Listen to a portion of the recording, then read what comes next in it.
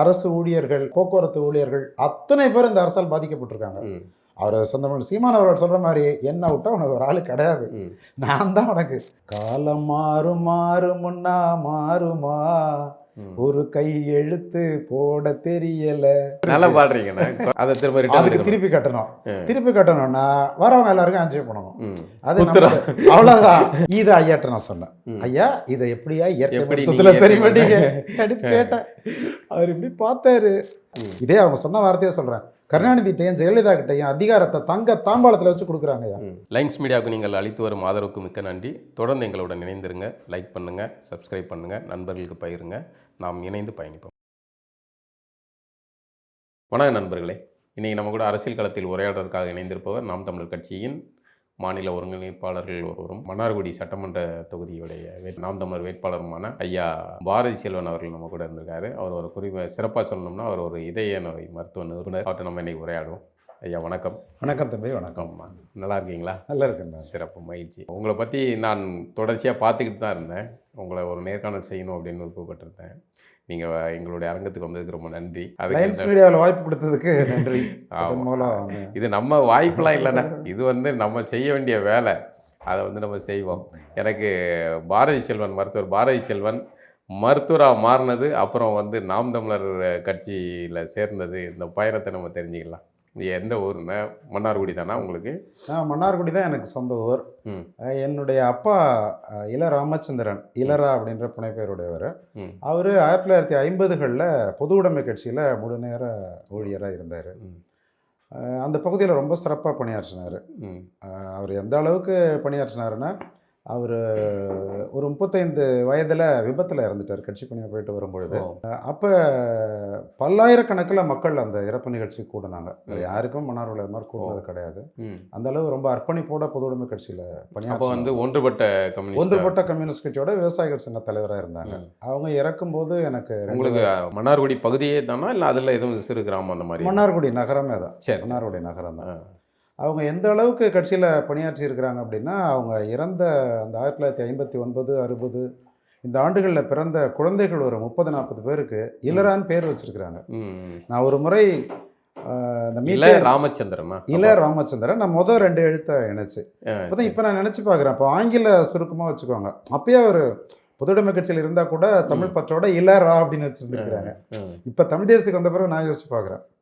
ஏன்னா ஒரு நாள் நான் இந்த மீத்தேன் திட்ட எதிர்ப்பு அரங்க கூட்டம் நடந்தது. அதுக்கு போயிட்டு வெளியில் வரும்போது உளவுத்துறையில் பணியாற்ற ஒருத்தர், ஐயா வணக்கம், என் பேர் இல்லரா அப்படின்னு சொன்னார். அந்த அளவுக்கு. அதற்கு பிறகு கட்சியினர் எங்கள் அப்பா மேலே அவ்வளோ மதிப்பு வச்சுருந்தாங்க. எங்கே போனாலும் இல்லறாப்பன்னு சொல்லுவாங்க. அதனால் அப்பா பொது சேவை செய்து அவர் ஈட்டிய புகழ் அது என்னை ரொம்ப பாதிச்சிருச்சு. அதனால் அவருடைய மகனா நம்ம அவர் மாதிரியே சமூக மாற்றத்துக்கு நம்ம உழைக்கணும். அம்மா என்ன பண்ணாங்க? அம்மா இல்லத்தரசி தான் பார்த்துட்டாங்க. ஏன்னா அப்பா போகும்போது அப்பாவுக்கு வேற விவசாய நிலபலன்கள் நிறைய இருந்தது. விவசாயம் இருந்தது. அப்போ எல்லாம் 3 வேலை நிலம்னு சொல்லுவாங்க, பாரம்பரிய சொத்து. ஆனால் அவங்க எல்லாமே பொது வேலைக்காக எல்லாமே விட்டுட்டாங்க. கடைசியாக அவங்க இறக்கும் போது இருந்தது இருக்கிறதுக்கு ஒரு வீடு, ஒரு 1.5 ஏக்கர் நிலம், எரும மாடு கறந்து அந்த பாலில் அதில் தான் மேஞ்சளவெல்லாம் எங்கள் அம்மா பார்த்துக்குவாங்க. இப்படி வளரும்போது அவங்க மேலே எங்கள் ஊர் மக்கள் வச்சுருந்த மதிப்பு என்னை ரொம்ப பாதிச்சிருச்சு. அதனால அப்பா இறக்கும்போது உங்களுக்கு என்ன? எனக்கு 2 வயது. 2 வயது பார்த்த நினைவெல்லாம் கிடையாது. எத்தனை பேர் நீங்கள் குடும்பத்தில்? அண்ணனுக்கு அப்போ 7 வயது, எனக்கு இப்போ 2 வயது. அப்போ நீங்கள் அண்ணன் தம்பி 2 பேர் தான். அப்போ அதற்கு பிறகு நான் சந்திக்கிற ஒவ்வொருத்தரும் அவரை பற்றி சொல்லிகிட்டே இருப்பாங்க. ஒரு அரசு அலுவலகத்துக்கு போகிறோம், இல்லற பையன் வந்திருக்கிறார், உடனே பண்ணி கொடுங்க அப்படின்னு. மருத்துவரான பிறகும் என்கிட்ட வர்ற நோயாளிகள் அப்பாவை பற்றியே சொல்லுவாங்க. அவங்க ஒரு விவசாயிகள், குத்தகை விவசாயிகள் போராட்டத்தில் இவங்க விளைச்சலுக்கு மேலே நிறைய கேட்பாங்க. அதாவது நில உடைமையாளர் இப்போ மாவுக்கு 6 கலம் விளையுதுன்னா 8 கலம் கேட்பாங்க. இவங்களால கொடுக்க முடியாது.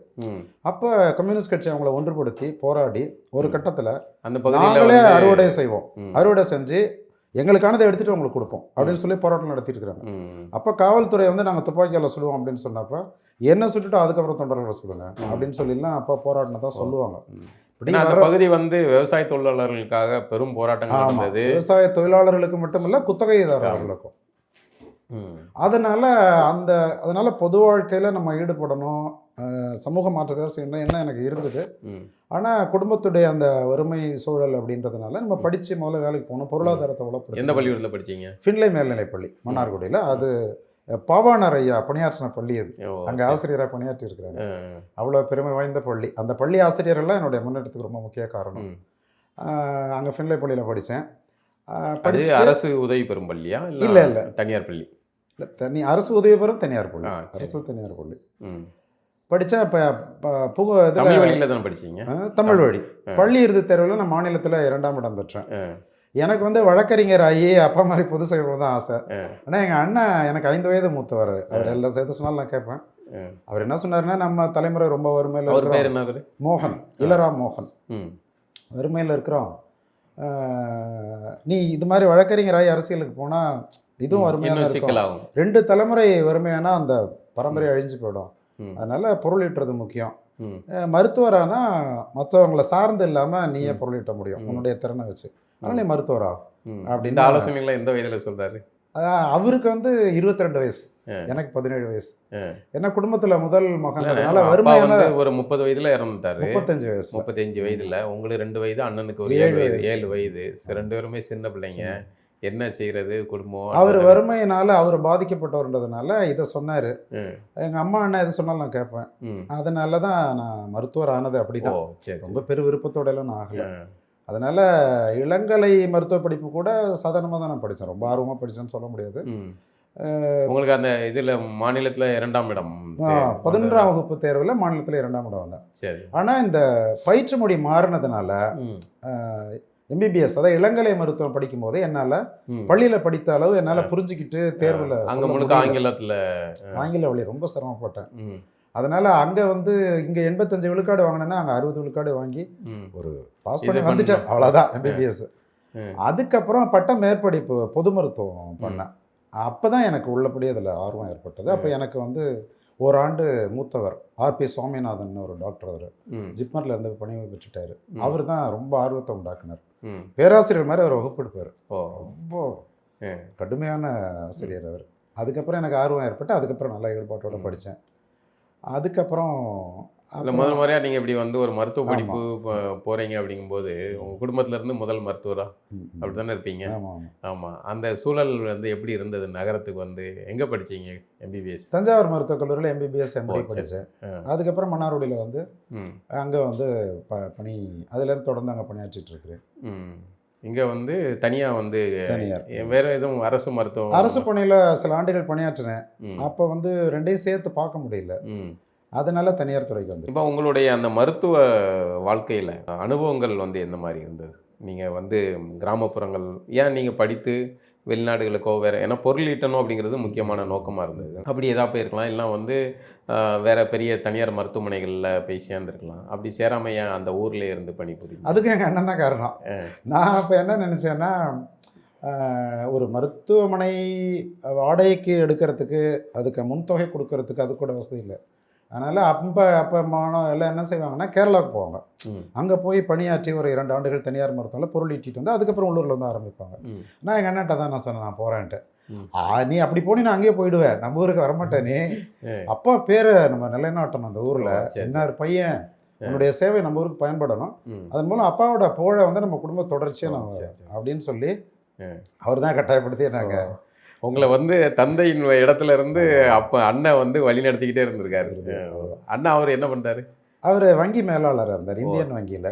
சரி சரி. சீஃப் மேனேஜர் பதவிக்கு வரைக்கும் வந்து அதுக்கப்புறம் பணியை பெற்றுட்டார். சரி சரி. அப்புறம் தான் நான் மருத்துவனாக அங்கே பணியாற்றினேன். ஆனால் அப்பயே வந்து இந்த அப்பாவுடைய மரபணு அந்த தாக்கம் வந்து எனக்கு இருந்தது. அதனால் மருத்துவராக இருக்கும் பொழுதும் நம்ம நோயாளிகளுக்கு உண்மையாக இருக்கணும், குறைந்தபட்ச செலவில் குறைந்த பரிசோதனை, தேவையான பரிசோதனை மட்டும்தான் எழுதணும், தேவையான மருந்துகள் தான் எழுதணும் அப்படின்ற இது எனக்கு வந்து அப்பயே இருந்தது. அதனால நான் வந்து இப்போ ஏன்னா அது மாதிரி சின்ன ஊரில் எல்லாம் ஊசி போட்டால் தான் ஃபீஸ் கொடுப்பாங்க. அப்போ அந்த காலத்துல எல்லாம் இப்போயும் அப்படி தான் இருக்குது. நான் அப்பயே நான் ஊசி போட மாட்டேன். ஏன்னா இந்த ஆங்கில மருத்துவத்தில் ஊசியை தவிர்க்கணும். ரொம்ப தேவைப்படும் சந்தர்ப்பங்கள்ல தான் இந்த ரத்த குழாய் வழியாவோ இல்லை நல்ல மருத்துவர்கள் அதிகமாக ஊசி மருந்து செலுத்தணுன்றது அதான் உண்மை நடைமுறை. ஏன்னா ஒரு சிலருக்கு ஓவமை ஏற்பட்டதுன்னா உடனே உயிரிழப்பே ஏற்படும், பல பக்க விளைவுகள் ஏற்பட வாய்ப்பு இருக்கு. அதனால என்னுடைய நண்பர்கள்லாம் சொல்லுவாங்க, நீ இது மாதிரி ப்ராக்டிஸ் பண்ணினா ஒன்றும் பிழைக்க முடியாது, எல்லாருமே நீ ஊசி போடு அப்படிம்பாங்க. நான் அதெல்லாம் சமரசம் பண்ண மாட்டேன். வந்தாலும் சரி வரலன்னாலும் சரி, நான் தேவையானவங்களை மட்டும் போடுவேன், மீதி பேருக்கு மாத்திரதான் எழுதுவேன் அப்படின்னு சொல்லிடுவோம். அதனால முதல்ல ஒரு நாளைக்கு 5 பேர் தான் வருவாங்க. ஓராண்டு அப்படிதான் இருந்தது.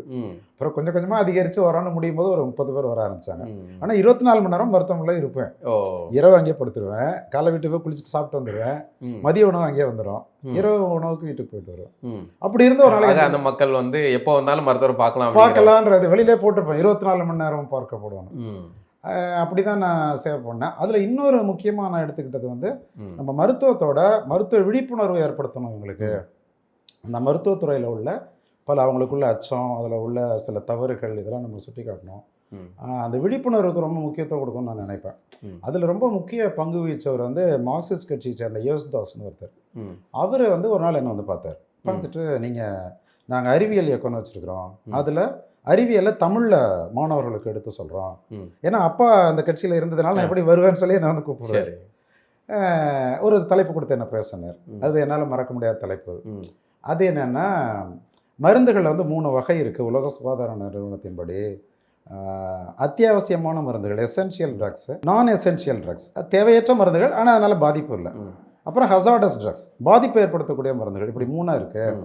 இதில் அத்தியாவசிய மருந்துகளை தான் பயன்படுத்தணும், தேவையற்ற மருந்துகளையும் பாதிப்பு மருந்துகளையும் தவிர்க்கணும் அப்படின்றது அந்த கட்டுரையோட. அதுக்கப்புறம் தான் எனக்கே தெரியும் இதெல்லாம் பாடத்திட்டத்தில் இல்லை, மருத்துவ பாடத்திட்டத்தில் இதெல்லாம் கிடையாது.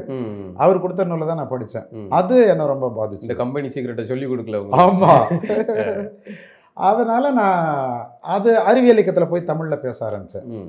அதுக்கப்புறம் அறிவொளி இயக்கம் அதை தொடர்ந்து வந்தது. உங்களுக்கு தெரியும், அறிவொளி இயக்கத்தில் அவங்க சிபிஎம் தான் ரொம்ப தன்னார்வ தொண்டர்கள். அது ரொம்ப மறக்க முடியாத அனுபவம். 6 மணி வரைக்கும் நோயாளிகளை முடிச்சுட்டு கிராம பகுதிகளுக்கு போய் அங்கே அவங்களெல்லாம் கூப்பிட்டு பாட்டு பாடுறது அப்படிலாம் வேலை செய்வோம். அவங்கள்ட்ட பணியாற்றணும். அது மாதிரி பணியாற்றிட்டு இருந்தேன். அதில் ஒரு பாட்டு கூட வரும், காலம் மாறும் மாறும் முன்னா மாறுமா, ஒரு கை எழுத்து போட தெரியல, கவலை தீரும் தீரும் முன்னா தீருமா, ஒரு கடுதாசி எழுத தெரியல. இது மாதிரி 4-5 பாட்டு. நல்லா பாடுறீங்க, குரல் நல்லா இருக்கு. இதோ கொஞ்சம் கொஞ்சம் ரொம்ப எனக்கு மகிழ்ச்சியாக இருக்கும். அப்போ அதில் நிறைய பேர் அவங்களாம் இப்போ என்னுடைய மருத்துவமனைக்கு ஒரு 10 ஆண்டுகளுக்கு பிறகு வரும்போது சொல்லுவாங்க. அப்போ நான் இதெல்லாம் சொல்லுவேன், அறிவியல் விழிப்புணர்வு சேர்த்து சொல்லுவேன். எப்படின்னா, ஹார்லிக்ஸ் இருக்குல்ல, ஹார்லிக்ஸ், அதில் நீங்கள் கொடுக்குற விலைக்கான சத்து கிடையாது. அதே நீங்கள் கேழ்வரகு வாங்கி அரைச்சி சாப்பிட்டீங்கன்னா அதில் சத்து இருக்கு. ஒரு 300 ரூபாய்க்கு விற்கிறாங்கன்னா அதனுடைய அடக்கம் ஒரு 100 ரூபாய் கூட இருக்காது. அதுக்கு மேலே அந்த ஹோல்சேலர், ரீட்டைலர் இவங்களுக்கெல்லாம் உள்ள கமிஷன்லாம் பார்த்தீங்கன்னா ஒன்றுமே இல்லை. ஆனால் நீங்கள் அதை நம்பி சாப்பிட்டுட்ருக்கீங்க. அது 10 ஆண்டுகளுக்கு வந்த நோயாளி அவர் சொல்கிறாரு பிறகு, நீங்கள் இது மாதிரி சொன்னீங்கல்ல சார், அதனால் நான் அதுலேருந்து பயன்படுத்துறதில்ல, கேழ்வரகுக்குள்ள தான் கூட்டிகிட்டு அப்படின்ட்டு. இப்படி அந்த விழிப்புணர்வு ஏற்படுத்துறது. நீங்கள் அப்படியே பொது பணியில் இயங்கிட்டு தான் இருக்கீங்க. ஆமாம். நீங்கள் இப்போ நம்ம இந்த இதுக்குள்ளே வந்துடும், நாம் தமிழர் கட்சிக்குள்ளே எப்படி வந்தீங்க? ஏன்னா ஒரு இடதுசாரி, முழு நேர இடதுசாரி ஊழியர் அப்பா, அந்த பின்னணியில் போகாமல் அந்த கட்சியில் போய் சேர்ந்தீங்களா? இல்லை, இடதுசாரி இயக்கங்களில் போய் சேரல. இல்லை, நான் மருத்துவரை தான் என்னுடைய முழுமையானது. நான் அரசியல் படிப்போம், வீட்டில் விவாதிப்போம். ஏன்னா அப்போ அரசியலில் இருந்ததுனால எல்லாம் அந்த என்னுடைய 10 வயதுலேருந்து என்னென்ன அரசியல் நிகழ்வுகள் நடந்ததோ எல்லாமே எனக்கு ஓரளவு தெரியும். ஆனால் ஈடுபடாத காரணம் என்னென்னா, அந்த பொருளாதார சூழ்நிலை. 2வது, இதெல்லாம் நம்ம மாற்ற முடியாது, என்ன செய்ய முடியும், இவ்வளோ பெரிய அரசியல் கட்சிகள் இதெல்லாம் இருக்குது, நம்ம போய் என்ன செய்ய முடியும், நம்ம குடும்பத்தை பார்த்துட்டு இருந்துருவோம் அப்படின்னு தான் நான் இருந்தேன். இந்த 2009 ஈழ படுகொலை தான் மாற்றினது. ஏன்னா அதற்கு முன்னையே அந்த ஒரு ஈழ விடுதலை போரில் உள்ள ஒரு அக்கறை, அதில் உள்ள ஒரு ஆர்வம், அதை தொடர்ந்து பார்த்துட்டே இருப்போம். திடீர்னு அந்த தோல்வி அது ரொம்ப பாதிச்சிருச்சு. அப்போ அங்கே உள்ள கொஞ்சம் தமிழ் ஆர்வலர் சேர்ந்து தமிழ் முற்றும் ஒரு அமைப்பை ஏற்படுத்தினோம். அப்போ இதை பற்றிலாம் பேசும்பொழுது நான் முதல் நாள் அதில் பேசுகிறேன். உங்க கூட அங்கே பகுதியில் மருத்துவர்கள்லாம் இருந்தாங்களா? இல்லை, நான் மட்டும்தான் மருத்துவர். மருத்துவர் மீதி பேர்லாம் மருத்துவர்கள் பொதுவாக வெளியே வர மாட்டாங்க இந்த விஷயங்கள். அது காரணம் என்னுடைய குடும்ப பின்னணி பின்னணி அதில் உள்ள ஆர்வம். அப்போ நான் என்ன முடிவு பண்ணேன்னா, இவ்வளோ ஒரு 30 கிலோமீட்டரில் இவ்வளோ பெரிய இனப்படுகொலை நடந்தோம். தமிழ்நாட்டில் வந்து ஒரு பெரிய எழுச்சி இல்லை, நம்மளால் அதை தடுக்க முடியல. அது காரணம் வந்து எங்கள் பெரும்பான்மையினருக்கு வந்து மொழி உணர்வு, இன உணர்வு இல்லை. அதனால தான் யாருமே இதில் அக்கறையாக ஈடுபடலை அப்படின்றது எனக்கு தோணுது.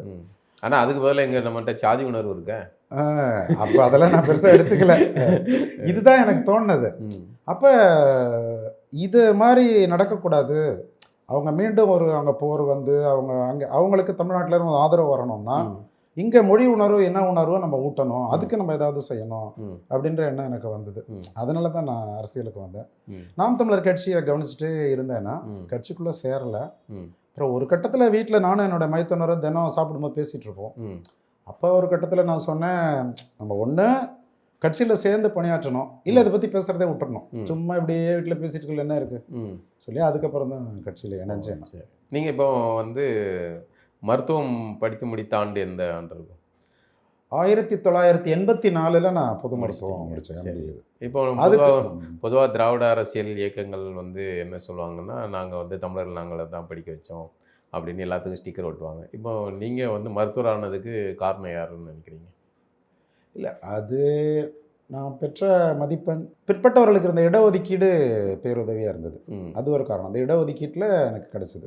என்னென்னா ஆண்டு இறுதித் தேர்வில் அதிக மதிப்பெண் பெற்றிருந்தால் கூட இல்லை, நீங்கள் படித்ததுக்கு பெரியார் காரணமா இல்லையா? இல்லை இல்லை, அந்த காலத்தில் எனக்கு அதை பற்றிய புரிதல் இல்லை. இப்போ தான் நான் யோசிக்கிறேன். அதனால் கிடையாது. அது விடுதலைக்கு பிறகு நிறைய கல்விக்கூடங்கள் திறந்தாங்க, எல்லாருக்கும் படிக்கிற இயல்பான மாற்றங்கள் நடந்த காலம். ஏன்னா எல்லா மாநிலத்திலையும் படிச்சிருக்காங்களே, மற்ற மாநிலத்தில் இதை விட கூட படிச்சிருக்காங்களே. அதனால அவர் தான் காரணன்றதெல்லாம் கிடையாது. படித்து முடிச்சிட்டீங்க. இப்போ நாம் தமிழர் இயக்கத்தில் வந்து சேர்ந்து பணிபுரியுங்க. எனக்கு தெரிஞ்ச இந்த கூட்டம், அந்த காணொலியெல்லாம் பார்த்தா வந்து அதில் இருக்கிற ரொம்ப சின்ன பையன் நீங்கள் மட்டும்தான். அது இளைஞர்களோட இருக்கிறதுனால எனக்கு கொஞ்சம் அந்த ஒரு வயதானவன்ற உணர்வு எனக்கு இல்லை. எப்பயும் அவங்களோட இருக்கிறதுனால யூத்தாக மாறிட்டீங்க. எப்படி இருக்குது இந்த பயணம்? மருத்துவராக நீங்கள் ஒரு அந்த மண்ணை பகுதியில் வந்து நல்ல அறிமுகமான ஒரு முகமாக இருப்பீங்க. எல்லாருக்கிட்டையும் எளிதாக வந்து ஒரு மருத்துவருக்கு வந்து எளிதாக வந்து குடும்பமாக வந்து உரையாடுறதுக்கான எல்லா வாய்ப்புகளும் கொண்டவராக இருப்பீங்க. இப்போ நாம் தமிழர் அரசியல் இயக்கத்தில் நீங்கள் இணைந்து பயணம் செய்கிற இந்த பயணமும் உங்களுடைய மருத்துவ வாழ்க்கை பயணமும் ரெண்டும் எப்படி இருக்குது? அதுக்கு முன்னால் முழுமையாக மருத்துவத்துக்கு மட்டும்தான் நான் நேரம் ஒதுக்குவேன். 24 மணி நேரமும் 12 ஆண்டுகள் நான் மருத்துவமனையிலே தங்கி சாப்பிட போகிற நேரத்தோட மீதி நேரம் பூரா அங்கே தான் இருப்பேன். இந்த அரசியல் ஈடுபாட்டுக்கு பிறகு முழு நேரம் அது மாதிரி என்னால் மருத்துவத்தில் கவனம் செலுத்த முடியல. அதற்கு எனக்கு எல்லாம் வாய்ப்பாக அமைஞ்சுது. அப்படின்னா நான் அதுக்கு முன்னாடி மாரடைப்புக்கு அந்த இதய தமனியில் உறைந்த ரத்தத்தை கரைக்கிற ஊசி போடுவோம், ஸ்டெப்டோகைனேஸ் அப்படின்னு சொல்லி. அது உறைஞ்ச ரத்தத்தை கரைக்கும்.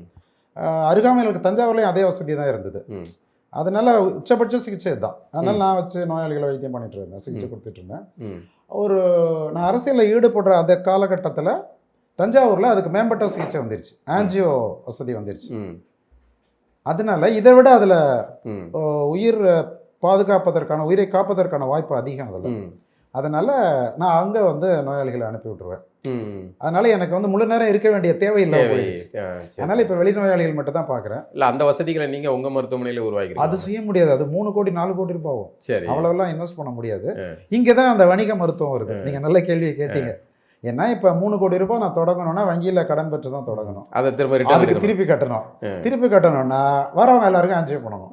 அது அவ்வளோதான், நம்ம மனநிலைக்கு ஒத்து வராது. அதை இன்னொன்று இங்கே நான் அந்த இதில் எல்லாருக்கும் சொல்லணும், அதுக்காக சொல்ல விரும்புகிறேன். இப்போ ஒரு மாவட்ட தலைநகரம் தஞ்சாவூர் இருக்குன்னு வச்சிங்களேன், அவங்க ஒரு 3 மாவட்ட நோயாளிகள் அங்கே வர்றாங்க. அப்போ அரசு வந்து ஒரு புள்ளி விவரங்கள் எடுத்து இந்த மாவட்டத்தில் எவ்வளோ மக்கள் இருக்கிறாங்க, எவ்வளோ பேருக்கு மாரடைப்பு வருது, எவ்வளோ பேருக்கு ஆன்ஜியோ தேவைப்படுது அப்படின்றத கணக்கிட்டு அத்தனை பெட்டுக்கு உள்ள பெரிய கார்பரேட் ஹாஸ்பிட்டல் மட்டும் அனுமதி கொடுத்தா இந்த பிரச்சனை இருக்காது. இப்போ இவங்க எல்லாருக்கும் அனுமதி கொடுத்துட்றாங்க. இப்போ முதலீடு பண்ணவங்க, ஆனால் நோயாளிகள் அந்த குறிப்பிட்ட எண்ணிக்கை தான். அப்போ முதல்ல வச்சிருக்கவங்களுக்கு நோயாளிகள் குறைஞ்சு போயிடுறாங்க. அப்பதான் இது மாதிரி தவறுகள் நடக்குது. அப்போ மருத்துவர்கள் இந்த மாதிரியான வேலைகளை திட்டமிட்டே செய்கிறாங்க அப்படின்னு நடக்க தான் செய்யுது. அது ஒரு தேவையற்றவர்களுக்கும் பரிசோதனைகள் நடக்குதுன்றது உண்மைதான். எல்லாரும் சொல்ல முடியாது, ஒரு கணிசமான பகுதியினர் அப்படி செய்யற மருத்துவம் வணிகமாக மாறுது அப்படிங்கிறது. அதை தடுக்கிறதுக்கு நான் வழி சொல்றேன். இப்போ அரசு அனுமதி கொடுக்கும் பொழுது சரியான எண்ணிக்கையில கொடுத்துட்டா அப்ப அந்த பிரச்சனை வராது. அவங்க போட்ட முதலீடு அதுல கிடைச்சிரும். அதெல்லாம் இவங்க திட்டமிடுறதே கிடையாது, எல்லாருக்குமே அனுமதி கொடுத்துட்றாங்க. ஒரு மருத்துவரா இந்த மாதிரி சக மருத்துவர்களில் இந்த மாதிரியான எளிய மனிதர்கள்ட்ட அவர்களுடைய அறியாமை பயன்படுத்தி தேவையில்லாத சிகிச்சைக்கும் டெஸ்ட்டுக்கும் அல்லது இந்த மாதிரியான இதய வேலைகள் மருத்துவ இது சிகிச்சை பண்ணுறதுக்கும் அதை முற்படுற அந்த செயலை நீங்கள் எப்படி பார்க்குறீங்க? எனக்கு கடும் கோபம் வரும். அதை பார்த்த உடனே எனக்கு அவ்வளோ இதுவாக இருக்கும். என்ன இப்படி அறியாமை பயன்படுத்தி இப்படி பண்ணியிருக்காங்களே, தேவையற்ற மருந்துகள், தேவையற்ற பரிசோதனை. பல முறை நான் வந்து நோயாளிகள்கிட்டே அதை விமர்சனமே பண்ணிவிடுவேன். ஏன்னா எந்த தொழிலையும் அதில் இருக்கிறவங்க அதை வெளிப்படுத்த மாட்டாங்க. ஆனால் எனக்கு இயல்பாக உள்ள அப்பாவோட அந்த பாதிப்பு, அதனால நான் வந்து அவங்கள்ட்ட இது வந்து தவறு, இது மாதிரி செஞ்சுருக்க கூடாது அப்படின்னு நான் சொல்லுவேன். அது மாதிரி மருத்துவர்களுக்கு நான் நோயாளிகளை வந்து மேல் சிகிச்சைக்கு எதுக்கும் அனுப்ப மாட்டேன். கண்டுபிடிச்ச பிறகு நோயாளிகள் முன்னிலையிலே நான் வந்து அதை இது பண்ணிவிடுவேன். பண்ணிட்டு நான் அவங்களுக்கு வந்து என்ன சொல்லுவேன்னா, உங்களுக்கு விழிப்புணர்வு வேணும். இப்போ எல்லாம் இந்த கூகுள் இது மாதிரி இதுலேயே தெரியுது, நீங்கள் போய் பார்த்தீங்கன்னா அவங்க எழுதுகிற ஆய்வு வந்து இது சரியானது தானா, தேவையற்றதா அப்படின்னு நீங்களே கண்டுபிடிச்சிடலாம். அதே மாதிரி எழுதுகிற மருந்துகள், அதுக்கு நீங்கள் நேரம் ஒதுக்க மாட்டீங்க, வேறு எதுக்கும் ஒதுக்குறீங்க.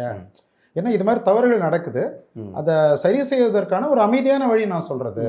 நீங்கள் அவங்கள்ட்ட இதை பற்றி கேட்டிங்கன்னா, ஏன்னா இப்போ எங்கள் அண்ணன் மகன் சிங்கப்பூரில் இருக்கிறான், அவெல்லாம் ஒரு தலைவலின்னா உடனே போய் கூகுளில் பார்க்குறான். பார்த்துட்டு எல்லாரும் அவனுக்கு தெரியும், மருத்துவர்கிட்ட போகும்போது எல்லாமே தெரியும், என்ன டெஸ்ட் எழுத போகிறாங்க, என்ன மருந்து எழுத போகிறாங்க. அப்படி நீங்கள் விழிப்புணர்வு பெற்று அவங்கள்ட்ட மருத்துவர்கிட்ட கேள்விகளை எழுப்புனீங்கன்னா இந்த தவறு நடக்காது. ஆனால் அதை வந்து நீங்கள் சண்டை போகிற மாதிரி கேட்கக்கூடாது. நானும் ஒரு மருத்துவரில் சண்டை போகிற மாதிரி கேட்கக்கூடாது, அமைதியாக கேட்கணும். தெளிவு பெற விரும்புகிற அந்த நோக்கத்தோட கேட்டிங்கன்னா அப்போ அவங்களுக்கு கட்டாயம் வந்துடும். இதெல்லாம் தெரியுது, நம்ம இதற்கு மேலே எழுத முடியாது அப்படின்றது தெரியும், அப்படிதான் அதை சரி பண்ண முடியும் அப்படின்னு சொல்லி நான் சொல்லுவேன். இன்னும் சில கடுமையான எல்லாம் சொல்லுவேன், அதெல்லாம் இங்கே சொல்ல முடியாது. நீங்கள் ஒரு ஆங்கில மருத்துவர் படிப்பறிவில், ஆனால் வந்து பயணம் செய்கிறது வந்து இயற்கையை, வேளாண்மையை, மரபு சார்ந்த விஷயங்களை முன்னெடுக்கக்கூடிய விவசாயி சின்னத்தை கொண்டிருக்க நாம் தமிழர் கட்சியில் பயணம் செய்கிறீங்க. ரெண்டும் முரண்னு சொல்ல முடியாது, ஆனால் ரெண்டும் வெவ்வேறு அரசியலை முன்னெடுக்கக்கூடியது. எப்படி இருக்குது இந்த அரசியல்? நல்ல கேள்வி இது. என்னன்னா, இப்போ நிறைய மருத்துவ முறைகள் இருக்குது நாட்டில். இயற்கை மருத்துவம் இருக்குது, சித்த மருத்துவம் இருக்குது, ஹோமியோபதி இருக்குது, யுனானி இருக்குது, அலோபதி இருக்குது. இதில் என்னுடைய அனுபவம் என்னென்னா, ஒரு 1000 நோய்கள் இருக்குன்னு வைங்களேன், எந்த ஒரு மருத்துவ முறையும் இந்த 1000 நோய்களையும் குணப்படுத்த முடியாது. சிலதுக்கு ஆங்கில மருத்துவம் தான் பண்ணணும். இப்போ மாரடைப்பு, இது வந்து ஒரு அனுபவத்தை நான் சொல்லிடுறேன். நம்மாழ்வாரையோட நான் வந்து மீத்தேன் திட்ட விழிப்புணர்வுக்காக கிராமங்களுக்கெல்லாம் ஒரு 5 நாட்கள் அவரோட தொடர்ந்து போனேன். அது ஒரு பெரிய அனுபவம் எனக்கு. என்னுடைய வாழ்க்கை முறை எல்லாத்தையுமே மாற்றின ஒரு அனுபவம் அது. ஆமாம், நீங்கள் அந்த நெடுவாசல் போராட்டமா அங்கேயும் போவேன். எங்கள் சுற்றுப்புற மன்னார்குடி சுற்றுவட்டார கிராமங்கள் 5 நாட்கள் வந்து விழிப்புணர்வு பயணத்துக்கு வந்தாங்க, விவசாயிகள் சந்திப்பு இயக்கம். அப்போ தினம் காலையில் கிளம்பி அவங்களோட போயிடுவேன். 12 மணிக்கு வந்து நோயாளிகளை 4 மணி நேரம் பார்த்துட்டு 5 மணிக்கு திருப்பி போயிடுவேன். அப்போ அவங்க பக்கத்துலேயே உட்காந்து அவங்க உரைகளை கேட்டது, எளிமையாக கடினமான விஷயங்களை எடுத்து சொல்கிறது, இதெல்லாம் வந்து எனக்கு ரொம்ப அனுபவமாக இருந்தது. இல்லை, பொதுவாக நான் கவனிச்ச பெருவாரியான ஆங்கில மருத்துவர்கள், நான் வந்து எல்லா தரப்பு மருத்துவர்களையும் சேர்த்து பயணிக்கணும்னு நினைக்கக்கூடிய நபர். அதே தான் நான் சொல்ல வரேன், இப்போ நான் சொல்லிடுறேன். அதனால் இதுதான் அப்போ ஐயாட்ட நான் கேட்டேன், ஐயா ஒரு சூழ்நிலை நான் சொல்கிறேன், அதுக்கு நீங்கள் எப்படி அதை இயற்கை மருத்துவத்தில் எப்படி பண்ணுவீங்கன்னு சொல்லுங்கள் அப்படின்னு சொல்லி அவர்கிட்ட நான் சொன்னேன். இப்போ மாரடைப்பு நோயாளிகள் திடீர்னு இறந்து போயிடுறாங்கல்ல, அது எப்படின்னா இதயத்தில் மின்சாரம் ஒரு வலது மேல்புறம் தொடங்கி இடதுபுறம் போகும். அந்த இதய செல் மேலே மின்சாரம் போகும்போது அந்த செல்லுக்கு வெளியில் உள்ள திரவத்தில் உள்ள கால்சியம் உள்ளே போகும். கால்சியம் உள்ளே போய் தான் அதில் உள்ளார உள்ள ஃபைபர்ஸ் வந்து இப்படி இருக்கும், ஒன்றுக்குள்ளே ஒன்றா. அது ஸ்லைடிங் ஃபிலமெண்ட் ஹைப்போதசிஸ்னு பேர். இப்படி இருக்கும். இந்த கால்சியம் உள்ளே போனோன்னா உள்ளே வரும். அப்போ தான் இருதயம் சுருங்கிறது. ஒரு மின்னோட்டம் போய் முடிஞ்சோன்னா மறுபடியும் விரியும். இதான் இதயம் பலாயிரக்கணக்கான தசைநார்கள் மூவரை சுருங்கி வரையாது வரும். இதான் இப்போ இதயம் இப்படி இருக்கு, ஒரு பகுதிக்கு மட்டும் ரத்த ஓட்டம் இல்லைன்னு வைங்க, இதனுடைய அந்த மின் தன்மை மாறி போயிடும். இங்க வேற மின் தன்மையா இருக்கும், இது வேறையா இருக்கும். இப்போ இது ரெண்டுக்கு நடுவில் ஷார்ட் சர்க்கியூட் வந்துடும். இப்போ ஷார்ட் சர்க்கியூட் வந்துருச்சுன்னா ஒரு நிமிடத்திற்கு 500 முறை சுற்றி வரும். ஒவ்வொரு முறையும் அந்த மின்சாரம் மேலேயும் கீழே போகும். அப்போ இதயம் ஒரு நிமிடத்துக்கு 500 முறை துடிக்கும். இப்போ 72 முறை துடிச்சதுன்னா ஒரு துடிப்பு வந்து 0.8 செகண்ட், 0.8 செகண்ட். இல்லை விரியறது 0.5, சுருங்கிறது 0.3. இப்போ 0.5 செகண்ட் விரிஞ்சாதான் அந்த குடும்பம் போதுமான அளவு ரத்தத்தை வாங்கி சுருங்கி அனுப்ப முடியும். இப்போ 1 நிமிடத்தை 500 அளவுங்க. இப்போ என்னாச்சு, ரொம்ப ரொம்ப ரொம்ப அப்போ அது விரியாது. இப்போ விரிஞ்ச ரத்தத்தை வாங்கினால வெளியில் அனுப்பவும் முடியாது. அப்போ உடல் உறுப்புகளுக்கு ரத்தம் போகாது, இதயத்துக்கு போகாது, இறந்து போயிடும். இது ஆங்கில மருத்துவ முறையில் என்ன பண்ணுவோம்னா, இங்கே ஒரு பேடல் வச்சு ஷாக் கொடுக்கும் பொழுது இது வழியா மின்சாரம் போகும்போது முழு இதயமும் செயலிழந்து போயிடும். அப்போ அந்த பேஸ் மேக்கர் அப்படின்னு இருக்குல்ல, தானே தன்னுடைய மின்சாரத்தை உற்பத்தி பண்ண, அது கண்ட்ரோலுக்கு வந்துடும். இது மாதிரி நான் அந்த மன்னார்குடி பகுதியில் ஒரு 100 பேரை காப்பாற்றிருக்கிறேன். அதான் என்னுடைய வாழ்நாள் சாதனையாகவே நான் நினைக்கிறது. ஏன்னா அந்த ஊரில் இருந்து நான் பணியாற்றலாம், 100 பேரும் அப்போ இறந்துருப்பாங்க, காப்பாற்ற முடியாது. இது ஐயாட்ட நான் சொன்னேன், ஐயா இதை எப்படியா இயற்கை சரி பண்ணீங்க கேட்டேன். அவர் இப்படி பார்த்தாரு, ஐயா நம்ம ஒன்றுபடுற விஷயங்களை பேசுவோம், முரண்படுற விஷயம்லாம் வேண்டாம் அப்படின்னு சொல்லிட்டாங்க. இது எதுக்கு நான் சொல்ல வரேன்னா, ஒரு சில நோய்கள், இப்போ ஒரு புற்றுநோய் இருக்கு, அதை அறுத்து போடணும். ஒருத்தருக்கு விபத்தாகுது, ரத்த இழப்பு 2 லிட்டர் போயிடுது. எப்படி 2 லிட்டர் ரத்தம் ஏற்றி தான் ஆகணும். ஏன்னா ஒரு இயற்கை மருத்துவர் பல இது பேசியிருக்கேன், நீ கேட்டிருப்பீங்க, ரத்தம்லாம் ஏற்றக்கூடாது அப்படின்னு பேசியிருக்கிறார். பேரெல்லாம் நான் குறிப்பிட விரும்பலை, பேசியிருக்கிறாரு. அதனால ஒரு சில நோய்களுக்கு ஆங்கில மருத்துவம் மட்டுமே தீர்வு, இது மாதிரி ஒரு சில நோய்களுக்கு சித்த மருத்துவமே தீர்வு. இயற்கை மருத்துவன்றது நோய் வராமல் தடுக்கும். சரி, அதனால என்னை பொறுத்த வரைக்கும் மருத்துவத்தில் பன்முகத்தன்மை வேணும். இப்போ அரசே என்ன பண்ணணும்னா, இந்த ஒவ்வொரு துறையிலும் உள்ள சமூக அக்கறை உள்ள மருத்துவர்களை கொண்டு வந்து ஒரு குழு அமைச்சு நோய்களின் பட்டியல் எடுத்துக்கிட்டு, இந்த நோய்க்கு இது அதிக பயன் தரக்கூடியது 1, 2, 3, 4 அதை கெசட்ல வெளியிடுங்க, எல்லா இடத்துலயும் ஒட்டுங்க, அவங்க பயன்படுத்திக்கிறாங்க. வியாபாரம் எப்படி நடக்கும்? மக்களுக்கு குழப்பம் இருக்கு அதுல, அவங்க பாவம் எதுக்கு யாற்ற போறதுன்னு தெரியல. இந்த மாதிரியான விஷயங்களை நம்ம வந்து பேசினா, அவர்கள் பொதுவாக மரபு சார்ந்த மருத்துவத்தை ஆதரித்து பேசினாலே இவர்கள்லாம் முட்டாள்கள், முன்னோர்கள் ஒன்று முட்டாள்கள் இல்லை குரூப்பு, அந்த மாதிரி கிளம்பிடுறாங்க. நான் வந்து எனக்கு ஆங்கில மருத்துவ நண்பர்கள் நிறைய இருக்காங்க, சித்த மரபு மருத்துவ நண்பர்கள் நிறைய இருக்காங்க. எனக்கு எந்த நோய்க்கு எது தேவையோ அதை பயன்படுத்தணும், இல்லை சில நேரங்களில் ரெண்டையும் சேர்த்து பயணிக்கணும் அப்படிங்கிற நிலைப்பாடு கொண்டவன். ஆனால் இவங்க 2 தரப்புமே ஒருத்தர் வந்து குற்றம் சாட்டிக்கிட்டு, அவன் வந்து வியாபாரி, அவன் டுபாக்கூரு, இவங்க வந்து இவன் டுபாக்கூரு, இவனை லேகிய வியாபாரின்னு இவங்க திட்டுறது அப்படின்னு போயிட்டு இருக்கு. இந்த முரணை வந்து களைய வேண்டிய தேவை இருக்குது. அதனால நான் இந்த கேள்வி உங்களுக்கு என்னுடைய இன்னொரு அனுபவத்தை சொல்லிடுறேன். முகநூலில் ஒருத்தர் புகழ்பெற்ற ஒரு இயற்கை மருத்துவர், அவர் ஒரு பதிவு போட்டிருக்கிறார், ஆங்கில மருத்துவர்கள் எல்லாம் கொள்ளைக்காரர்கள் அப்படின்னு போட்டு ஒரு ஸ்டெதோஸ்கோப் வச்சு அது கீழே ஒரு பர்ஸு. இது நடந்தது ஒரு 12 ஆண்டுகள் இருக்கும். நான் படித்தேன், அப்புறம் அதுக்கு நான் பதில் போட்டேன். இப்போ நான் உங்கள்கிட்ட சொன்னதான் சொன்னேன், எந்த ஒரு மருத்துவ இதையும் வச்சு எல்லா நோயும் குணப்படுத்த முடியாது, சிலத்துக்கு தேவைப்படுது. அதனால் அதுதான் நம்ம பார்க்கணும்னு சொல்லிட்டு கடைசியாக என்ன போட்டேன்னா, மத அடிப்படைவாதம் எப்படி தவறானதோ அதே போல் மருத்துவ அடிப்படைவாதமும் தவறு அப்படின்னு சொல்லி அந்த பதிவை நான் முடிச்சது. உண்மைதான். ஏன்னா இப்போ சமீபத்தில் ஒரு பெருந்தொற்று வந்தது, அந்த தொற்று வந்து அதில் வந்து எளிமையாக அதெல்லாம் நான் பாதிக்கப்பட்டவன் தான், நான் எல்லாருமே பாதிக்கப்பட்டவங்க தான். அதுக்கு பார்த்தீங்கன்னா நாங்கள் வெறும் 300 கஷாயத்தில் குணமானோம். ஆனால் சில பேர் அதுக்கு வந்து 23 லட்ச ரூபா செலவு பண்ணி செத்து போயிட்டாங்க. இப்படி எல்லாமே ஆங்கில மருத்துவத்தை நம்பி போய் இறந்து போயிருக்காங்க. இங்கே சித்த மருத்துவத்தில் அதுக்கு வந்து இந்த கஷாயங்களை குடித்து குணமானவங்க இருக்காங்க. இப்படி ஒரு முரண்பாடாக இருக்குது. ஆனால் அந்த விஷயங்கள் இந்த சமயத்தில் சொன்னப்போ இவர்கள்லாம் வந்து ரொம்ப முட்டாள்கள், அதுக்கு இது கிடையாது, மருந்து கிடையாது, அது கிடையாதுன்னு அப்படி பேசினாங்க. நம்ம ஒரு பொதுமக்களின் ஒரு நபராக இருந்து பார்த்தா, எனக்கு இதில் மருந்து இல்லைப்பா, இதில் இருக்குது அப்படின்னா அதை பயன்படுத்துகிறது தான் புத்திசாலித்தனம். அங்கே போய் என்னுடைய புலமையை இதை பேசுகிறது அப்படிங்கிறது வரட்டுவாதமாக இருக்குது. அந்த சிக்கல் வந்து நம்மகிட்ட தொடர்ந்து இருதரப்புலையுமே இருக்குது அப்படிங்கிற ஒரு நிலை இருக்குது. ஆனால் இப்போ நீங்கள் சொல்கிறது வந்து ஒரு ஆய்வுக்கு உட்படுத்தி தான் சொல்ல முடியும். இப்போ நீங்கள் வந்து கஷாயம் சாப்பிட்டு சரியாயிட்டு சொல்லிடுறீங்க, நோயின் தீவிரத்தன்மை உங்களுக்கு என்னன்றது தெரியாது. நுரையீரலுடைய 90 விழுக்காடு பாதிக்கப்பட்ட ஒருத்தர் அவருக்கு கஷாயம் கொடுத்து சரியா இருந்தா சொல்லலாம். அதனால ஆய்வுகள் தேவைப்படுது. ஆனா ஒரு காலம் வந்து புதிய இந்த சிக்கல் வந்து புதியது. அப்போ அந்த புதியது இல்லை, எனக்கு உயிர் பிழைக்கணும், அதுக்கு எந்த கம்பு கிடைக்கிறதோ பிடிச்சி ஏறி வரணும் அப்படிங்கிறதா இது.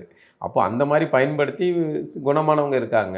இப்போ மருத்துவமனையை நம்பி போய் அட்மிட் ஆகி ஐசியூவில் அட்மிட் ஆகி இறந்து. அதுக்கு நான் சொல்ல வரேன், இது வந்து ஆய்வுக்கு உட்பட்டது, தீவிரத்தன்மை தெரியாது நமக்கு. இப்போ கஷாயம் குடி சரியானவங்களுக்கு எந்த ஸ்டேஜில் நோய் இருந்தது, அங்கே போய் இறந்து போனவங்களுக்கு எந்த ஸ்டேஜில் இருந்தது அப்படின்னு நமக்கு தெரியாது. அதனால அது வந்து ஆய்வுக்கு உட்படுத்தணும். இப்போ வந்து ஒரு 100 நோயாளிகள் கடுமையாக பாதிக்கப்பட்டவங்க, 100 நோயாளிகளுக்கு ஆங்கில மருத்துவம் பார்க்குறோம், 100 நோயாளிகளுக்கு கஷாயம் கொடுக்குறோம். இதுல எத்தனை பேர் அப்படிதான் அதை நம்ம இதுல வந்து மற்றபடி 19 நம்ம உங்களுடைய தனிப்பட்ட அனுபவத்தை வச்சு இதை வந்து என்னன்னா இதுல வந்து ஒரு நம்பகத்தன்மையும் வெளிப்படைத்தன்மையும் சமூக அக்கறையும் இருந்து இந்த ஆய்வுத்தன்மை நடந்தா வேற.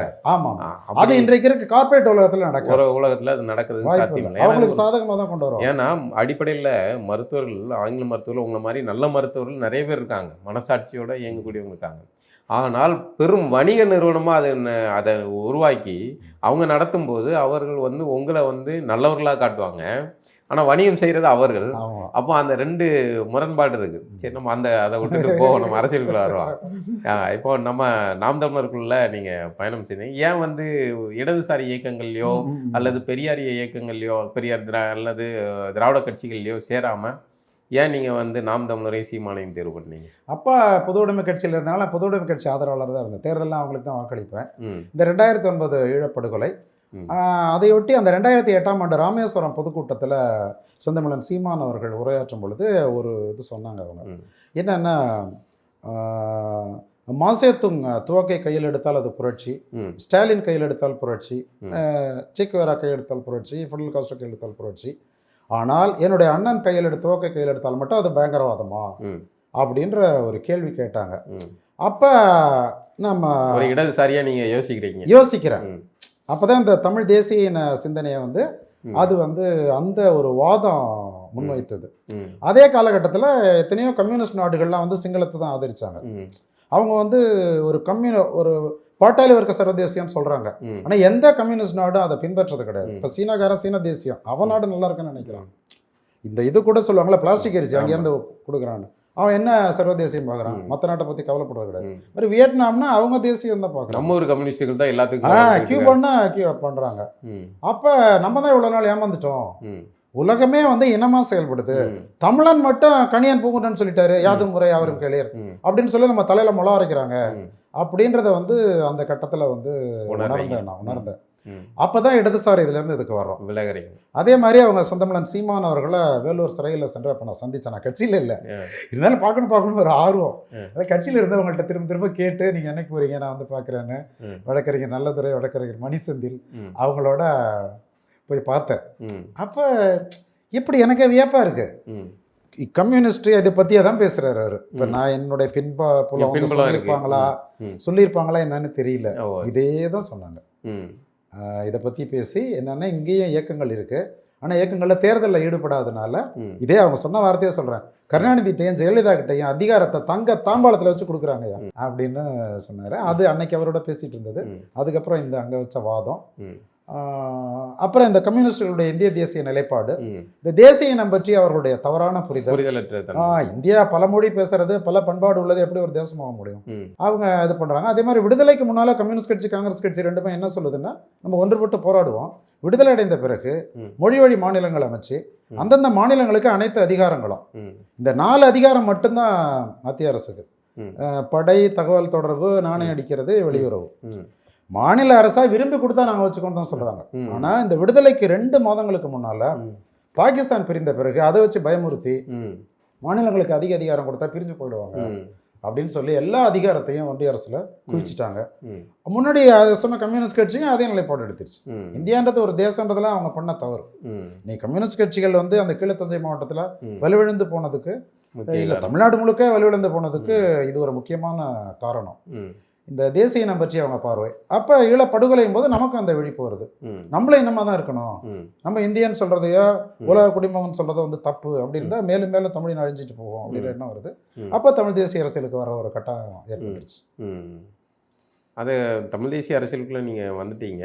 ஆனா இந்த தமிழ் தேசிய அரசியல் தேர்தல் அரசியலா வந்து வெற்றியை நோக்கி பயணிக்கும் அப்படிங்கிற நம்பிக்கை எப்படி வருது உங்களுக்கு? ஏன் வந்து நீங்க ஒரு வேட்பாளர் நிலைக்கு அந்த சூழலுக்கு எப்படி நடந்துச்சு? அதான் இவர் அம்பேத்கர் சொன்னதை செந்தமிழன் சீமான் சொல்லுவாங்கல்ல, அனைத்து துன்பப்பூட்டுகளுக்கும் சாவி அதிகாரம் தான், அதிகாரத்தை கைப்பற்றாம ஒன்றும் செய்ய முடியாது. இப்பயும் நான் வாக்கு கேட்கும்போது தான் நான் சொல்றேன், நீங்க என்ன சட்டமன்ற உறுப்பினர் தேர்ந்தெடுத்தீங்கன்னா எனக்கு அதிகாரம் வரும், அதை வச்சு உங்களுடைய பிரச்சனைகள் நான் தீர்வு காணுவேன். இப்போ இது வரைக்கும் உங்களுக்காக என்னால் போராட தான் முடியும், பேசத்தான் முடியும், நான் அதிகாரிகள் யாரும் மதிக்க மாட்டாங்க. இப்போ எனக்கு ஒரு 60,000 பேர் இங்கே வாக்களிச்சிங்கன்னா அதற்கு பிறகு நான் அதிகாரிகள்கிட்ட அழுத்தமாக கேட்பேன். எனக்கு 60,000 பேர் வாக்கு போட்டிருக்கிறாங்க, அவங்க பிரதிநிதியாக வந்து நிற்கிறேன், நீங்கள் செய்ய வேண்டியது உங்கள் கடமை, அதனால எனக்கு போடுங்க. நான் ஜெயிச்சாலும் சரி தோத்தாலும் சரி தேர்தலுக்கு பிறகு உங்களுக்காக பணியாற்றுவேன். காலையில் 6 மணி நேரம் உங்களுக்கு ஒதுக்கிடுவேன். ஒரு அரசு அலுவலகத்தில் உங்களுக்கு பிரச்சனைன்னா நான் உங்களுக்காக 24 மணி நேரம் தான் உங்க கிளினிக் திறந்துருக்கும்.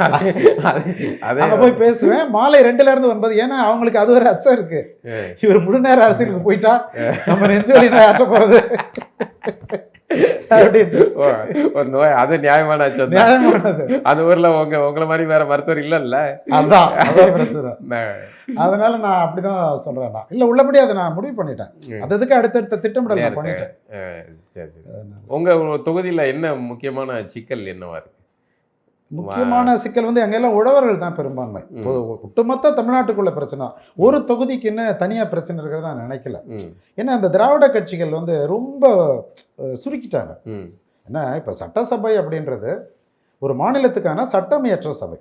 ஒரு மாநிலத்துக்குமான ஒட்டுமொத்த பொருளாதாரம் தொடர்பான, கல்வி தொடர்பான, வேலைவாய்ப்பு தொடர்பான, மக்கள் நலன், உடல் நலம் தொடர்பான சட்டங்களை ஏற்ற சபை.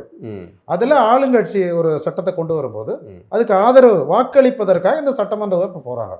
அதில் திருத்தம் செய்கிறது. ஆக ஒட்டுமொத்த மாநிலத்தின் உரிமைகளையும் சட்டங்களையும் போடுறதுக்கு தான் அது. ஆனால் இவங்க என்ன சுருக்கிட்டாங்க, சட்டமன்ற உறுப்பினர்னா மருத்துவமனை கட்டுறவர், பாலம் கட்டுறவர், ரோடு போடுறவர், இதெல்லாம் உள்ளாட்சி அமைப்புகள் செய்ய வேண்டியது. அந்த நிலைமைக்கு இவங்க வந்து சுருக்கிட்டாங்க. இப்போ நான் சட்டமன்ற உறுப்பினரை என்ன செய்யணும்னா, தமிழ்நாட்டின் காவிரி நீர் உரிமையை பாதுகாக்க, முல்லை பெரியார் உரிமையை பாதுகாக்க, நம்முடைய மொழி உரிமை, நீட்டுத் தேர்வு, இப்படியான இதுக்கு நான் என்னுடைய கட்சியில் பேசி இதுக்கு தீர்மானம் கொண்டு வரணும், சட்டம் இயற்றணும் அப்படின்னு சொல்லணும். அதான் என்னுடைய வேலை. ஆனால் இவங்க சுருக்கி பாலம் கட்டுறவங்க அது மாதிரி ஆக்கிட்டாங்க. நான் சொல்றது சரிதான். சட்டசபைன்றது அதுக்கு தான். இதெல்லாம் உள்ளாட்சி அமைப்புகள் செய்ய வேண்டியது. ஆனால் சட்டமன்ற உறுப்பினரோட ஒரு கூடுதல் பணி என்னன்னா, இப்போ நான் சொன்னதோட உள்ளாட்சி அமைப்புகள் என்னென்னதை செய்யணும்னு சொன்னால் அதை குறிப்பிட்ட துறை அமைச்சர்கிட்ட கொண்டு போய் அதிகாரிகள்கிட்ட பேசி செய்ய வைக்கணும். இதுதான் அவருடைய வேலை. அதனால் அந்த வகையில் மன்னார்குடி தொகுதியான பிரச்சனை ஒட்டுமொத்த தமிழ்நாட்டின் பிரச்சனையாக நான் பார்க்குறேன். உழவர்களுக்கு உள்ள பிரச்சனை. அவங்களுக்கு இடுபொருள் செலவு அதிகமாயிட்டு, ஆனால் அதற்கான விலை கிடைக்கல. இப்போ சத்தீஸ்கரில் ஒரு மெட்ரிக் டன்னுக்கு 3000-3500 கொடுக்குறதா சொல்கிறாங்க. இங்கே 2500 தான் கொடுக்குறாங்க. ஆனால் இடுபொருள் செலவு உர விலை அதிகமாயிட்டே போகுது. மானியெல்லாம் கொஞ்சம் கொஞ்சமாக குறைச்சிட்டு வந்துட்டாங்க. அதனால் அந்த நெல் விலை 3500 ரூபா இருக்கணும் ஒரு மெட்ரிக் டன்னுக்கு. அடுத்தது அவங்களுக்கு இயந்திரங்கள் ரொம்ப அதிக வாடகை கேட்குறாங்க. குறிப்பாக அந்த மழைக்காலங்களில் அந்த நெல்மணிகள்லாம் முளைச்சி போகிறத நீங்கள் பார்த்துருப்பீங்க. அந்த சேமிப்பு கிடங்குகள்லாம் ஒழுங்காக பராமரிக்கலை. அது கூட செந்தமிழன் சீமான் சொல்லுவாங்கல்ல, டாஸ்மாக் கடைக்கு அவ்வளோ வலுவாக இருக்குது, இது இப்படி கிடக்கு அப்படின்ட்டு. அதில் நல்ல சேமிப்பு கிடங்குகள்லாம் அமைக்கலாம். அதே மாதிரி நெல் உலர்த்தும் இயந்திரங்கள் இருக்குது. ஏன்னா அந்த ஈரப்பதத்தை காட்டி தானே அவங்க மறுக்கிறாங்க. சத்தீஸ்கரில் நெல் உலர்த்து இயந்திரம் வாங்கி கொடுத்துருவாங்களாம், அதை வாங்கி கொடுக்கலாம். அப்புறம் இவ்வளோத்துக்கும் அந்த மாநிலம் வந்து பெரிய டெவலப் இல்லாத மாநிலம். அவங்க செய்கிறாங்க. அங்கே வந்து அங்கே உள்ள பழங்குடிகள் அங்கே பகுதிகள் போனீங்கன்னா அவ்வளோ வறட்சியாகவும் இதாகவும் பெரிய வளர்ச்சி இல்லாத ஒரு பகுதி. ஆனால் அவர்கள் வந்து விவசாயிகள் மீது கவனம் செலுத்தி இவ்வளோ வேலையை செய்கிறாங்க. அதே மாதிரி அறுவடை இயந்திரங்கள் வந்து அந்த நேரத்தில் கிடைக்க மாட்டுது. அதனாலேயும் அதில் மழையில் நனையுது. அறுவடை இயந்திரங்கள் அரசே வாங்கி அதை ஒரு நியாயமான வாடகைக்கு கொடுக்கலாம். இது அப்புறம் இயற்கை வேளாண்மையை ஊக்குவிக்கணும். அப்புறம் கல்வியை பொறுத்தவரை ரொம்ப மோசமாக இருக்குது அரசு பள்ளிகள். சமீபத்தில் கூட நான் 2 அரசு பள்ளிகளுடைய கழிப்பறை எப்படி இருக்குன்னு சொல்லி படம் எடுத்து அது ஒரு காணொலியாக நான் போட்டிருந்தேன். அது எல்லாருமே வந்து பின்னோட்டத்தில் வந்து இது பெரிய குறை, இதை சரி பண்ணணும் அப்படின்னு சொல்லி எங்கள் ஊர் மக்கள்லாம் சொல்லியிருந்தாங்க. அங்கே ஆசிரியர்கள் போதுமான எண்ணிக்கையில் இல்லை. கட்டடம் சரி, நான் எல்லாம் படம் எடுத்து வச்சிருக்கிறேன். பள்ளி கட்டடம் மட்டும் இல்லைங்க, சமுதாய கூடம்னு ஒன்று இருக்குது, எவ்வளவோ கட்டடம் இருக்குது, எல்லாம் பாழடைஞ்சு கிடக்கு. அதாவது ஒரு கட்டடத்தை கட்டுறது, அதை பராமரிக்கிறது கிடையாது, இடிச்சிட்டு திருப்பி கட்டுறது, இல்லைன்னா இன்னொரு இடத்துல கட்டுறது.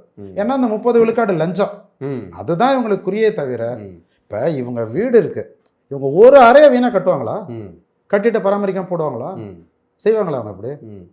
ஆனால் அரசு கட்டிடங்கள் கிராமத்தில் வாக்கு கேட்கும்போது பார்க்குறேன், கண்ணால் பார்க்குறேன், அவ்வளோ கட்டடம் பாலடைஞ்சு கிடக்கு, பராமரிப்பே கிடையாது. ஒரு பள்ளிக்கூட சுற்றுச்சுவர் கூட அந்த மக்கள் வந்து கடைசியில் வந்து கடைசி நேரத்தில் கொடுக்குற 1000 ரூபா 2000 ரூபா அதை வாங்கிட்டு குத்திடுறாங்களே. இதுக்கு நடுவில் நீங்கள் நாம் தமிழர்கள் வந்து வேட்பாளர்கள், குறிப்பாக உங்களை மாதிரியான ஆட்கள் வந்து எப்படி அதை சமாளிக்க போகிறீங்க? இந்த பணம் இல்லை, மக்கள் மேலே நம்பிக்கை இருக்குது.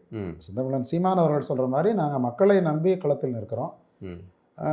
அவங்களுடைய இந்த மோசமான நிலைக்கு காரணம் என்ன அப்படின்றத அவங்க புரிஞ்சுக்கிட்டாங்கன்னா நிச்சயமாக அந்த காசுக்கு முக்கியத்துவம் கொடுக்க மாட்டாங்க. இப்போ புரிஞ்சுக்கிற சூழ்நிலை வந்துருச்சு. நான் கூட உங்களுக்கு அந்த ஒரு காணொலி அனுப்பியிருந்தேன். நான் ஒரு வீட்டுக்கு வாக்கு கேட்க போகிறேன். அப்போ அந்த வீட்டோட பெண்மணி மெதுவாக தான் ஆரம்பித்தாங்க. இவர் தான் இந்த சாராய கடை மூடுறான்னு சொல்கிறாரு, இவருக்கு தான் ஓட்டு போடணும், எவ்வளோ மக்கள் கஷ்டப்படுறாங்க, நான் என் கணவனை இழந்துட்டு நிற்கிறேன் அப்படின்னு அவங்க சொல்கிறாங்க. போட்டால் தான் இந்த ஒயின் ஷாப்பு கடையை எடுக்க சொல்லணும். உறுதியாக நாங்கள் எடுப்போம். ஐயா அங்கே ஒன்றுமே செய்ய வேண்டாம் ஐயா, உயிர் பிழைக்கணுமா இல்லையா? அதனால மக்களும் எவ்வளோ பேர் சாகுறாங்க, நிறைய பேர் செத்துட்டாங்க ஐயா. இப்போ எங்கள் வீட்டுக்காரெல்லாம் நான் இப்போ இழந்துட்டு உட்காந்துருக்கிறேன்னா இந்த இதனால தான் இழந்துட்டு உட்காந்துருக்கேன். அதனால சட்டப்படி ஊருக்கு போட்டால் அவர் முன்னாடியே எடுக்கிறேன்னு தான் சொன்னார். என்ன அதை எடுத்தே ஆகணும், அதுக்காக வேண்டி நாங்கள் ஓடு போட்டே ஆகணும். அதனால சீமான் அவங்க படத்தை காமிச்சு இவங்களுக்கு தான் ஓட்டு போடுவேன் அப்படின்றாங்க. அதனால அந்த புரிந்துணர்வு இருக்கு. டாஸ்மாக் எதிரான கோபம் மக்கள்கிட்ட கடும் கோபம் இருக்கு, கடும் கோபம் இருக்கு. நான் கண்ணால பாக்குறேங்க, அந்த ஆண்கள் அவங்களோட முகத்தை பார்த்தாலே அப்படியே. அதுவும் நீங்க ஒரு மருத்துவராக பாப்பீங்கல்ல, இவ்வளோ குடும்பத்துல ஆண்களை இழந்த பெண்கள் நிறைய இருக்கிறாங்க. அதோட பள்ளி குழந்தைகள் அவங்க என்ன சொல்றாங்க, அப்பா எப்போ வருவாரோ அடிப்பாரோ அப்படின்னு பயமா இருக்கு. அதனால மனநலம் பாதிக்கப்பட்ட குழந்தைகள் வராங்க. அதனால இது ஒரு உதாரணமா நான் சொல்றேன். இது மாதிரி உழவர்கள், அரசு ஊழியர்கள், போக்குவரத்து ஊழியர்கள் அத்தனை பேர் இந்த அரசால் பாதிக்கப்பட்டிருக்காங்க. அவர் சொந்தமான சீமான் அவர்கள் சொல்ற மாதிரி என்ன விட்டா உனக்கு ஒரு ஆளு கிடையாது, நான் தான் உனக்கு என்னைக்காவது நீ எனக்கு ஓட்டு போட்டு தான் அப்படின்னு சொல்ற மாதிரி வாக்களிப்பாருன்ற நம்பிக்கை எனக்கு இருக்கு. அதனால வெல்ல முடியும். இப்போ திராவிட இயக்கங்கள் பொதுவாக நாங்கள் வந்து ஆடு மாடு மேய்ச்சிக்கிட்டு இருந்தவங்களை வந்து நாங்கள் டாக்டர் ஆகியிருக்கோம், நாங்கள் இது எங்களுடைய சாதனை.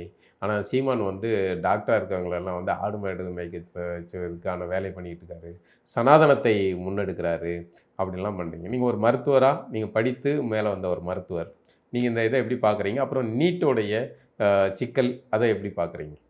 இந்த மருத்துவத்தை பொறுத்த வரைக்கும் ஒரு மக்கள் தொகைக்கு குறிப்பிட்ட எண்ணிக்கையில் தான் மருத்துவர்கள் தேவைப்படும். இன்னைக்கு இருக்கிற நான் சொல்லுவேன், நான் இந்த ஊரில் வந்தப்போ ஒரு 10 டாக்டர் தான் இருந்தாங்க, இப்போ ஊரில் 50 பேர் இருக்கிறாங்க. இன்னொரு 10 ஆண்டுகள் 500 பேர் ஆகிடுவாங்க. அப்போ அவங்களுக்கு சிகிச்சை கொடுக்குற நோயாளியே குறைஞ்சு போயிடுவாங்க. ஒரு சமூகத்தில் எல்லாருமே மருத்துவர் ஆயிட்டா அப்போ செந்தமிழன் சீமான் அவர்கள் கேட்கறதா, சோத்துக்கு எங்கே போவ, பால் குடிக்கிறதுக்கு எங்கே போவ, பால் மட்டும் கேட்குறீல்ல, தயிர் கேட்குறீல்ல, வெண்ணெய் கேட்குறீல்ல அப்படின்னு கேட்குறாருல, அதுதான் பதில் இதுக்கு. அதனால மருத்துவர்களோ ஒரு குறிப்பிட்ட எண்ணிக்கை தான் தேவைப்படுவாங்க. நான் என்கிட்ட சில பெற்றோர்கள் வருவாங்க, என்ன பையன் 2 பேரும் டாக்டருக்கு படிக்கிறாங்க அப்படிமா, நான் அவங்கள்ட்ட சொல்லுவேன், நீங்கள் நிச்சயம் சிரமப்பட போகிறீங்க, அந்த அளவுக்கு எங்களுக்கு இருந்த அளவு தொழில் இதெல்லாம் அவங்களுக்கு இருக்காது. ஒன்று. இன்னொன்று, இது கார்பரேட் மயமாயிட்டு இருக்கு. எதிர்காலத்தில் தனியாக மருத்துவமனை வச்சு பணி செய்கிறதே சிரமமாயிடும். ஏன்னா எல்லாமே கார்பரேட் தான். இப்போ இருக்கிற அரசு மருத்துவமனையில் நான் சொல்கிறேன், இன்னொரு 30-40 ஆண்டுகளில் தனியார்ட்ட ஒப்படைச்சிருவாங்க. ஒப்படைச்சிட்டு 25 விழுக்காடு இலவச சிகிச்சை சொல்ல ஒரு கண்டிஷனோட கொடுத்துருவாங்க. அந்த பெரிய கட்டடம் இடம் பல கோடி மதிப்புள்ளது. இப்போ அரசு போக்குவரத்து அப்படி தான் கொடுக்க போகிறாங்க. இப்போ மின்வாரியம் தனியார் மயமாக்குனது உங்களுக்கு தெரியும். அந்த மின்வாரிய கட்டமைப்புன்றது எத்தனை ஆயிரம் கோடி இப்போ தனியார்ட்ட தான் கொடுக்க போகிறாங்க. அதுக்கெல்லாம் சட்டம்லாம் வந்துருச்சு. இப்போ அவனுக்கு இப்போ எந்த செலவும் கிடையாது. அதே மாதிரி மருத்துவமாக ஆகிடும். அப்போ நீங்கள் உங்கள் புள்ள போய் கார்பரேட் தான் கூலி வேலை தான் பார்க்க போகுது, தனியார்லாம் பண்ண முடியாது. ஒன்று. இன்னொன்று, இந்த நெறிமுறையற்ற சிகிச்சை கணிசமான எண்ணிக்கையிலான மருத்துவர்கள் பண்ணுறதுனால அன்னைக்கு இருந்த மதிப்பும் போயிடுச்சு. இனிமேல் அதுக்கு மதிப்புலாம் கிடையாது. சீமான் அவர்கள் சொல்கிற இந்த ஆடு மாடு மேய்க்கிறது இதெல்லாம் வந்து அரசு ஊழியர் மாற்றுவேன், அரசு பணியாக மாற்றுவேன் அப்படின்னு சொல்கிறது சரிதானா? இல்லை, சரிதான். அவர் என்ன சொல்கிறாருன்னா, ஆடு மாடு மேய்க்கிறதுனா இப்போ இந்த வயலுக்கு ஓட்டிட்டு போகிறது, அங்கே போய் மரத்து நிலையில் சாக்கை விரிச்சு படுக்கிறது அப்படி கிடையாது. ஒரு 1000-2000 ஏக்கரில் பெரிய பண்ணையை அமைக்கிறாங்க. அதில் அவங்க கல்வி தகுதிக்கு தகுந்தாப்புல அங்கே வந்து வேலை கொடுக்க போகிறாங்க. ஏன்னா இப்போ நம்ம இயற்கையின் உண்மையை நம்ம ஒத்துக்கணும். எல்லாருமே வந்து இப்போ மனப்பாடம் பண்ணுற திறன் இருக்காது, ஒரு படித்ததை செயல்படுத்துகிற திறன் இருக்காது. அப்போ ஒரு மருத்துவர்னா அவருடைய திறன் இருக்கணும், அதிக திறன். அதாவது சாதி அடிப்படையில் திறன் நான் சொல்லலை, ஒடுக்கப்பட்டவர்கள் அதுலேயும் திறன் உள்ளவங்க இருக்கிறாங்க, மேல் சாதியிலையும் இருக்கிறாங்க. ஆக குறிப்பிட்ட திறன் இருந்தால் தான் குறிப்பிட்டதை நம்ம செய்ய முடியும்.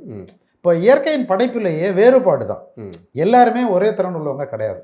இப்போ அவங்கவுங்களுக்கு திறன் உள்ள சாதி அடிப்படையில் நான் சொல்லலாம், புரியுது. எல்லா சாதியிலும் உள்ள திறன் பெற்றவர்கள் மருத்துவர் ஆகலாம். திறன் குறைவா இருக்கிறவங்க அப்ப அதற்கான வேலையை தான் செய்யணும். செய்யறதா இதுதான் இயற்கையின் நியதி, இது அதான் நம்ம செய்ய முடியும். அதனால மாடு மேய்க்கிறது வந்து ஒரு கேவலமான தொழில் சொல்ல முடியாது. இப்போ செந்தமிழன் சீமான் என்ன சொல்றாருன்னா, இது மாதிரி பண்ணைகள் அமைத்து அவங்கள அரசு ஊழியராக்கி ஒரு ஒரு சரியான ஊதியம், அதுக்கு ஒரு கௌரவமான வாழ்க்கை. அது ஒரு பெரிய சந்தைண்ணா, அது ஆடு மாடுங்கிறது. அதான் சொல்றாரு, பல லட்சம் கோடிக்கு ஆந்திராவில தான் பால் இறக்குமதி பண்றாங்க.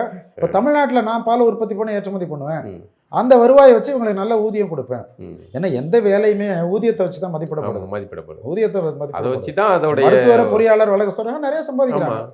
அப்ப அந்த வேலைக்கும் உரிய ஊதியம் நம்ம கொடுத்துட்டோம்னா அது மதிப்புள்ளதாயிடும். அதனால அது ஒன்றும் தொழிலா பார்த்துட்டாலே போதுமானது. தவறான புரிதல் தான். திராவிட இயக்கங்கள் நீங்க அந்த இதெல்லாம் பார்த்துருப்பீங்க. அவர்களுடைய காலத்தையும் இப்போ வந்து திராவிடத்துடைய வீழ்ச்சி அல்லது தமிழ் தேசியத்தோடைய எழுச்சி, இந்த 2009 அப்புறமான காலத்தை ரெண்டையும் நீங்கள் பார்த்த ஒரு மூத்தவர் அப்படிங்கிறனால கேட்குறேன். அப்போ இருந்த அரசியல் சூழலும் இப்போ இருக்கிற அரசியல் சூழலும் எப்படி? இப்போ தமிழ் தேசிய எழுச்சி வந்து ஒரு தேவையின் அடிப்படையில் ஏற்பட்டிருக்கு. ஏன்னா தமிழ்நாட்டுக்கு அவ்வளோ நெருக்கடி. அது ஆற்று நீர் உரிமையாக இருக்கட்டும், கல்வி உரிமை, மொழி உரிமை, பண்பாடு, வேலைவாய்ப்பு, எல்லாத்துலேயுமே நெருக்கடி. ஏன்னா எதுவுமே தேவையின் அடிப்படையில் தான் கண்டுபிடிப்புகள் மாதிரி. இன்றைக்கு இந்த ஒன்றிய அரசு தமிழர்களை பல துறைகளிலும் வஞ்சிக்கின்ற காலத்தில் வடவர்களிடமிருந்து தமிழர்களை காப்பாற்றுகிறேன் என்று 1965 ஆட்சிக்கு வந்த திராவிட முன்னேற்ற கழகம் தன்னுடைய பதவியை காப்பாற்றிக் கொள்வதற்கு, தன்னுடைய கட்சியைச் சேர்ந்தவர்கள் பொருளீட்டுவதற்கு ஒன்றிய அரசோட சமரசமாகி போயிட்டாங்க. எல்லா உரிமையும் பறிக்கப்பட்டது, எதையுமே இவங்க மீட்க. மீண்டும் ஒரு மொழி போரா கூட்டணி அரசுல இருந்தப்ப கூட நீங்க பொதுப்பட்டியலுக்கு மாற்றப்பட்ட கல்வியை மாநில பட்டியலுக்கு கொண்டு வாங்க, இல்லாட்டினா அமைச்சரவையிலிருந்து போயிடுவோம் அப்படின்னு சொல்லியிருக்கலாம், சொல்லல. ஆனா ஆந்திர முதலமைச்சர் சந்திரபாபு நாயுடு அந்த அலமாட்டி அணை விவகாரத்துல நீங்க இதுக்கு நிதி ஒதுக்கல, நான் வேடியை போட மிரட்டுறாரு, கொடுக்குறாங்க அவங்க. ஆனா இவங்க அப்படிலாம் செய்யல. அப்ப இவங்க நம்மளை காப்பாற்ற மாட்டாங்க. குறிப்பா ஈழப்படுகொலைக்கு பிறகு, இந்த தொடர்ச்சியான உரிமை பறிப்புகளுக்கு பிறகு, காவிரி நீர் பிரச்சனை, இந்த மாதிரி பிரச்சனை வந்த பிறகு மக்கள் வந்து இப்போ வந்து உணர தொடங்கிட்டாங்க. திராவிடம் வந்து ஒன்றியத்தோட ஒன்றாய் போய் நம்மளை வந்து வஞ்சிக்கிறாங்க அப்படின்ற எண்ணம் வந்துருச்சு. ஆனால் இன்னும் முழுமையாக மக்கள்கிட்ட கொண்டு போய் சேரல. அதை நான் வந்து ஏற்றுக்கிறேன். அதற்கு காரணம் என்னன்னா, நான் முன்னெல்லாம் சென்னைக்கு வரும்பொழுது தானி இதெல்லாம் போகும்போது அவங்கள்ட்ட கேட்பேன், என்ன நாம் தமிழர் கட்சி பற்றி என்ன நினைக்கிறீங்க, என்ன எங்களுக்கு அன்றாட பிழைப்பே சிரமமாக இருக்குங்க, நாங்கள் எங்கே அரசியலை யோசிக்கிறது அப்படிம்பாங்க. இதுதான் பெரும்பான்மையான நிலை. நம்ம சொல்கிறோம்ல, ஒன்றுமே தெரியல, இப்படி இருக்கிறாங்க, முட்டாளாக இருக்கிறாங்க, அவங்களுக்கு நேரம் இல்லை. அது ஒரு முக்கியமான காரணம். இன்னொரு முக்கியமான காரணம் ஊடகங்கள் ரொம்ப அநியாயம். அந்த திராவிட கட்சியோட ஊதுகுழல்களாக மாறி அவங்க செய்தியை மட்டும்தான் போடுறாங்க. இப்போ அங்கீகரிக்கப்பட்ட கட்சியான பிறகுதான் செந்தமிழன் சீமான் அவர்களுக்கு அவங்க முக்கியத்துவம் கொடுத்துருக்குறாங்க. அதற்கு பிறகுதான் இப்போ அவருடைய கருத்துக்கள் வந்து மக்கள்கிட்ட சென்று சேர தொடங்கி இருக்கு. அதனால இப்போ இலங்கையில் ஒரு தேர்தலில் 3 விழுக்காடு பெற்ற அனுராகுமார திசநாயக்கா அடுத்த தேர்தலில் 52 விழுக்காடு பெற்று ஆட்சியை கைப்பற்றார். கூட்டணி தான் கைப்பற்றாரு.